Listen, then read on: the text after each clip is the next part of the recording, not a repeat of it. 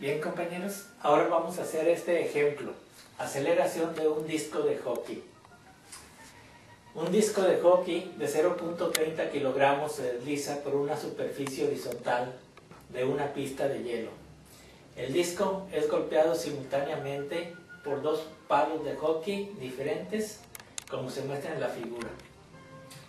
La fuerza F1 tiene la magnitud de 5 newtons y la fuerza F2 tiene la magnitud de 8 newtons.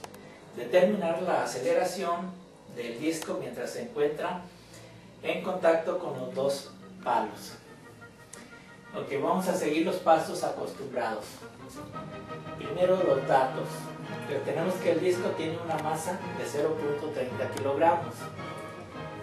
La fuerza F1 tiene una magnitud de 5 newtons. La fuerza F2 tiene una magnitud de 8 newtons. Y la pregunta es la aceleración A. Entonces tenemos dibujo y diagrama.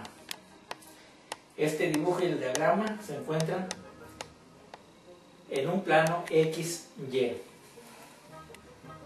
En este plano tenemos nosotros la fuerza F1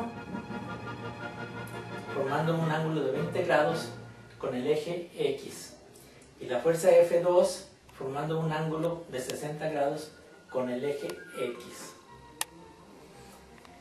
Planteamiento. Primero ponemos la ecuación que nos resuelve la pregunta. Entonces, como es la pregunta de la aceleración, la magnitud de la aceleración es igual a la raíz cuadrada de la componente en x al cuadrado más la componente en y al cuadrado. Para obtener cada una de estas componentes tenemos el vector ax y es igual a la suma de los vectores en x sobre la masa del disco. Y la componente en y será la suma de los vectores en y sobre la masa de este disco. Para obtener yo la suma de esos vectores utilizo la ecuación que me da a mí el vector resultante. O sea, el vector resultante será igual a la suma de los vectores en x más la suma de los vectores en y. Para obtener yo la suma de los vectores en x, sumo todas las componentes que hay en x. Tengo la componente de f1 coseno de teta 1 por i más la f2 coseno de teta 2 por i. Estas serían las componentes sobre el eje x. Ahora calculamos las componentes sobre el eje y. Será f1 seno de teta 1 por j más f2 seno de teta 2 por j. Eso me daría a mí las componentes sobre el eje y. Bien, ahora empezamos a calcular.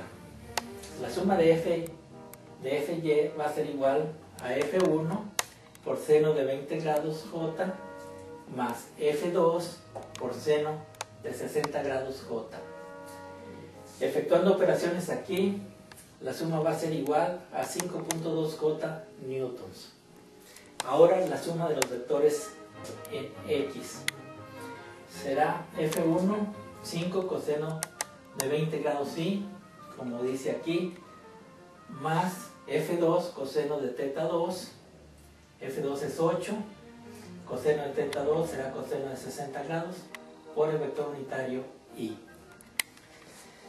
Haciendo operaciones aquí vamos a tener que la suma de los vectores en X o suma de fuerzas en X va a ser igual a 8.7 I, por ser el vector unitario I.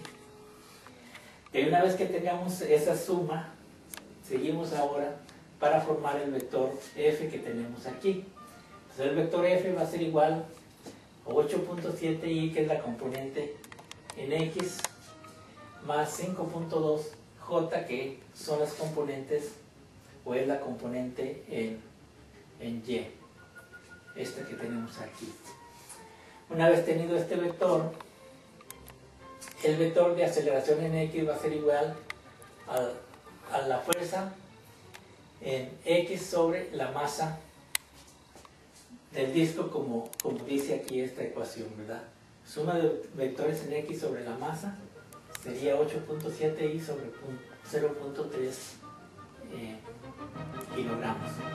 Entonces, al dividir nosotros esta esta ecuación nos da 29 metros por segundos cuadrados. Ahora obtenemos el vector AY. Será igual a la componente de las fuerzas en Y sobre la masa del disco.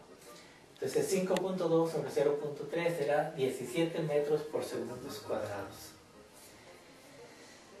Ahora la aceleración A, como dice aquí la ecuación, será la raíz cuadrada de las componentes al cuadrado.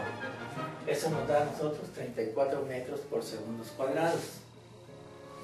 Y el ángulo θ será igual a tangente a la menos 1 de AY sobre AX.